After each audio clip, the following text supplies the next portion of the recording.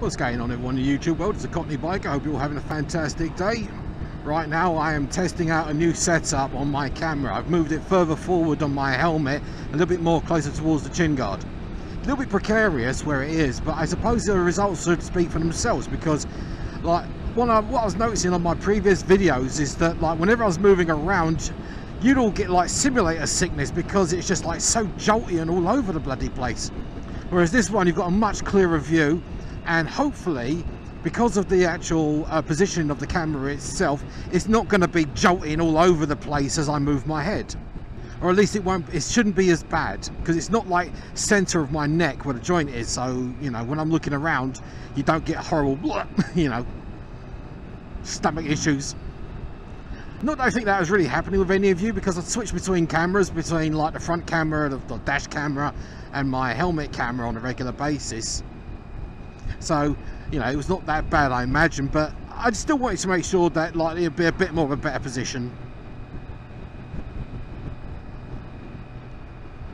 Otherwise, I'm fine. How are you doing? For 2022, BMW have come out with a new lineup of the K series of motorcycles. Now, they've been around since I've heard since about like 2011. So it's been a good 10 years and it's kept its own. I mean, this is a 2015 version and oh boy does she go. But one of my pet peeves about this bike has always been about the dash. You know, and I was really happy when I found out that the new 2022 version of the K bike has a 10-inch like TFT dash, which is absolutely stunning. Alright, someone's going to get past.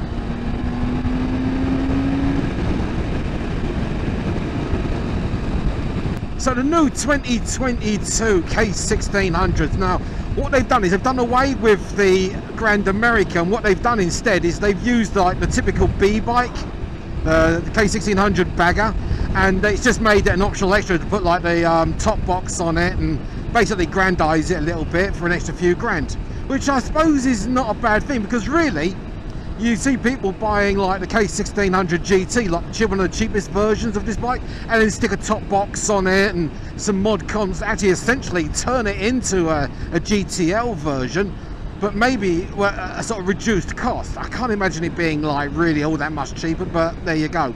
I like the GTs and the GTL versions, if anything, because you can like take the top box and the saddlebags off it and make it a little bit more like a sporty sports bike, you know.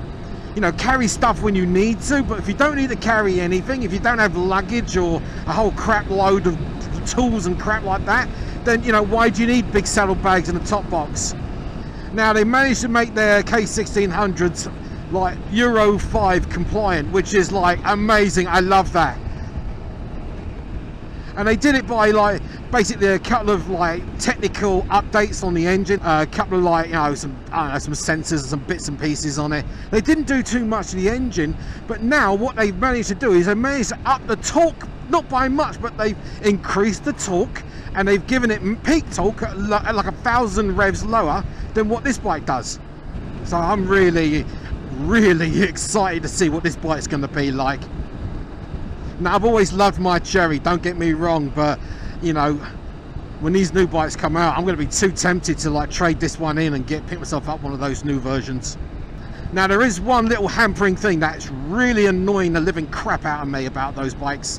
Now, when they released like the new version of the 1200 or 1250 RT, like the similar bike to this one but with like the boxer engines, they included in there obviously all the whiz-giz and gadgetries and stuff like that, but included with it was something called an ACC. It was a cruise control that automatically like sensed, you know, it was basically a sonar deal, but it automatically sensed what was going to be in front of you, and if the vehicle in front of you slowed down, did it slow down with you? I wanted that, oh my god.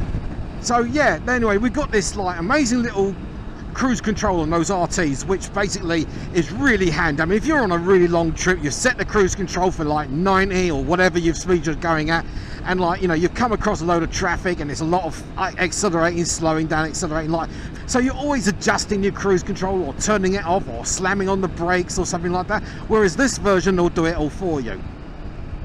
Well, anyway, the 2022 K1600s don't bloody have it. I mean, was it a misfire here, or what? Or is it something that they like, nah, I'll be alright?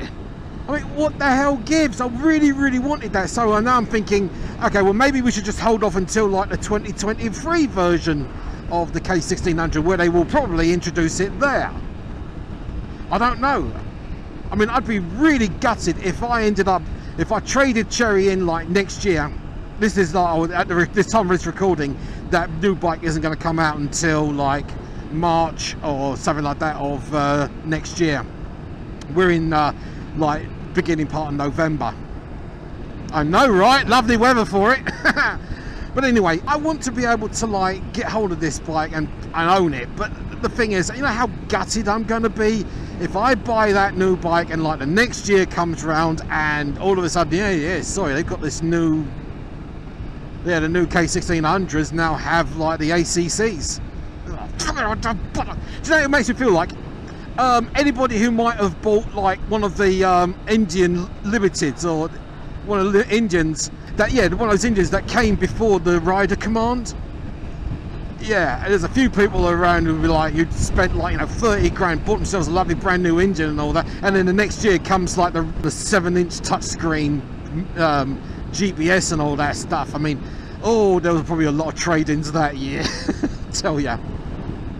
And they'll probably do the same thing with the K1600s. We'll see how it all goes. Anyway, so other things about this bike, let's say, so it now comes obviously with a 10-inch TFT screen, but it's included with it is like the update on the sound system. So I'm hoping they've got a real good improvement on the sound system there. I mean, this sound system is pathetic at high speeds. Now in town you're okay, you know, you can listen to the radio or like whatever tracks or tunes you're playing, no problem. But the moment you go over like 50-60 miles an hour and you got a bit of wind noise, it's drowned out, you're not hearing nothing. The GPS came in there with the system. Now I'm fine with that, except I'm like, bollocks, I went and spent like $800 on like the Garmin Navigator 6 version, only to like, you know, only have it for like a couple of years and then it's going to be obsolete soon. I forgot that it's like 40s around here. So anyway, what else this bike got? The new 1600s, K16s. Well, they've got like a sort of special place at the top of the dash where you can sit your phone. Now hopefully they've thought a little bit in advance, because obviously the different sizes of these phones mean that like Dawn's got a massive bloody iPhone, which you could barely squeeze into the cubby hole of her Indian, and so, you know, there's many sort of phone setups where, you know, it'll fit or it won't fit, who knows. But then I'm still thinking to myself that no, I'm not going to tuck my phone away or something like that. I like it on the dash, so, you know, I like it right here in front of me. I mean, it's not like I'm texting or googling or anything like that while I'm doing it, but at the same time, you know, I like having it there. It serves as a handy backup for a few things. Because one of the good things about where I've got the phone right now is that like I can Google Map something, and if I find it, then I can send it to my Garmin. I can send it directly to my Garmin. I can get the weather on my Garmin as long as I've got like the connection through the phone. Now I'm pretty sure you can do the same thing with like the new TFT displays, but I don't know, I'm going to try it out. So yeah, I'm going to definitely next year, I'm going to take a run to my nearest BMW dealership, which is no longer in Shreveport, but I may have to go either to Memphis or to North Dallas. Which sort of sucks. I mean, it'd make a great ride if you're going to, you know, pick a bike up and it's like, get to know it on the way home. Well everybody, that's my rant for the day. That's basically me shooting me gob off about stuff that I probably don't know anything about. But I just wanted to connect with you all, just to say, hey, I miss you. I hope you're all doing well. And that, yeah. And as always, you all take care of yourselves. Mind how you go. You ride safe. And if you're new to this channel, hit the subscribe button, give me a thumbs up, and there's some videos hovering around there. There's a Cockney biker. You all take care of yourselves, and as always, laters.